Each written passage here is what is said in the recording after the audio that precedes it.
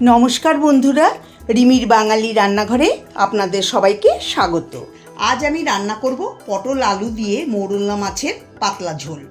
গরমের দুপুরে যদি এইভাবে মাছের ঝোল রান্না করা হয়, সবাই তৃপ্তি করে খাবে।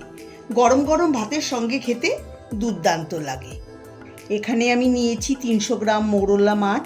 মাছটাকে খুব ভালো করে ধুয়ে পরিষ্কার করে নিয়েছি। একটু বড় আর টাটকা মাছ নিয়েছি। এখন মাছটাকে ম্যারিনেট করে নিতে হবে। অল্প হলুদ গুঁড়ো, অল্প লবণ দিয়ে মাছটাকে মেখে নেব। মাখার সময় হালকা হাতে মাখতে হবে, না হলে মাছ ভেঙে যেতে পারে। মাখা হলে 5-7 মিনিট রেখে দেব। মাছটাকে এক পাশে সরিয়ে রেখে দিচ্ছি।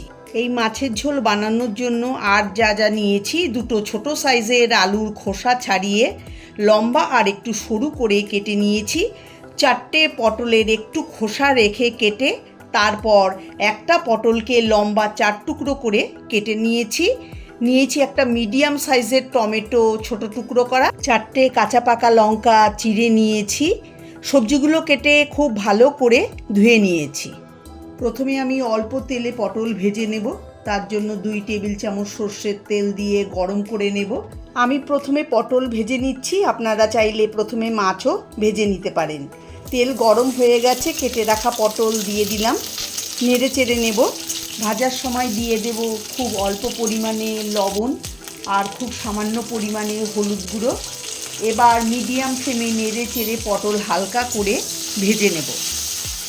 দেখুন, পটল হালকা করে ভেজে নিয়েছি। এখন তুলে নেব।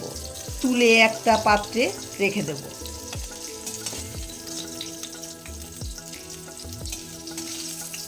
কড়াইতে আরও 2 টেবিল চামচ সর্ষের তেল দিয়ে দেব।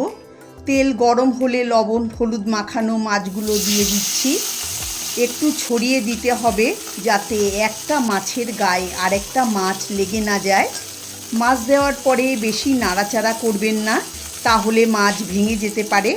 হালকা হাতে নাড়তে হবে। 1 থেকে 1.5 মিনিট ভেজে নেওয়ার পর উল্টে দিতে হবে। উল্টো দিকটাও 1 থেকে 1.5 মিনিট ভেজে নেব। গ্যাসের ফ্লেম মিডিয়ামে করেই মাছগুলো ভাজতে হবে। মাছ ভাজা হলে তুলে নেব। এইভাবে মাছ ভেজে নিলে একটা মাছও ভাঙবে না, সব মাছ সমানভাবে ভাজা হবে। এই একইভাবে আমি বাকি মাছগুলোকেও ভেজে নেব। সব মাছ ভাজা হয়ে গেছে, তুলে নিচ্ছি। দেখুন, মাছগুলোকে কত সুন্দর করে ভেজে নিয়েছি। ওই তেলে 1/4 চা চামচ কালো জিরে, একটা শুকনো লঙ্কা দিয়ে একটু ভেজে নেব। কালো জিরের পরিবর্তে আপনারা 5 ফোড়নও ব্যবহার করতে পারেন। এখন এর মধ্যে দিয়ে দিলাম কেটে রাখা আলু। এখন 2-3 মিনিট সময় ধরে মিডিয়াম ফ্লেমে আলু ভেজে নেব। আলু খুব বেশি ভাজবো না, হালকা করে ভেজে নেব। এরপর দিয়ে দিলাম 1 চামচ আদা বাটা। আদাটাও একটু ভেজে নেব। আদার কাঁচা গন্ধ চলে যাওয়া পর্যন্ত আদাটাকে ভেজে নিতে হবে। এরপর দিয়ে দিলাম কেটে রাখা টমেটো। তার সঙ্গে দিয়ে দেব স্বাদ মতো লবণ। লবণ দিলে টমেটো তাড়াতাড়ি নরম হয়ে যাবে। দিয়ে দিচ্ছি 1/2 চা চামচ জিরের গুঁড়ো, 1/2 চা চামচ হলুদ গুঁড়ো আর 1/4 চা চামচ লঙ্কার গুঁড়ো। সব কিছু মিশিয়ে নেব। দিয়ে দেব অল্প পরিমাণে জল। মিশিয়ে নেব। ঢাকা দিয়ে লো ফ্লেমে 2-3 মিনিট মশলা টমেটো কষিয়ে নেব। ঢাকা খুলে নেড়ে চেড়ে নেব। আলু অনেকটাই সেদ্ধ হয়ে গেছে আর টমেটো নরম হয়ে গেছে। এবার এর মধ্যে দিয়ে দেব পরিমাণ মতো গরম জল। জলের পরিমাণটা একটু বেশি দিতে হবে, কারণ এটা পাতলা ঝোল হবে। আমি এখানে 2 কাপ পরিমাণ জল দিয়েছি। জল দিয়ে মিশিয়ে দেব।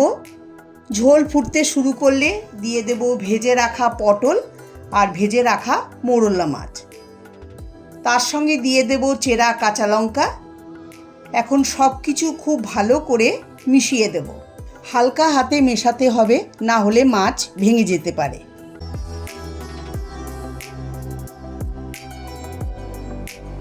ঝোল ফুটতে শুরু করলে লো ফ্লেমে ঢাকা দিয়ে 5 মিনিট রান্না করে নেব।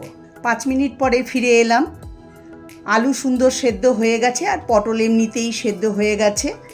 এখন এর মধ্যে দিয়ে দেব 1 মুঠো ধনেপাতা কুচি। ধনেপাতাটা আপনারা অবশ্যই দেবেন।